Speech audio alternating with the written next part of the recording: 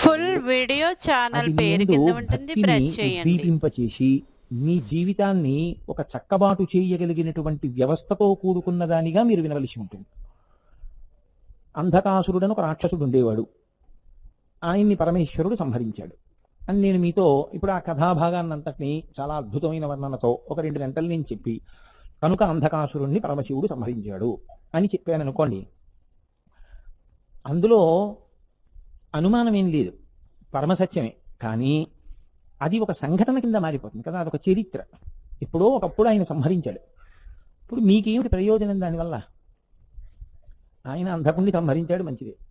ఆయన అంధకాసురుణ్ణి సంహరించినాడు, అది తెలుసుకోవడం వల్ల మీకేమైనా వస్తుందా కొత్తగా? కాదు.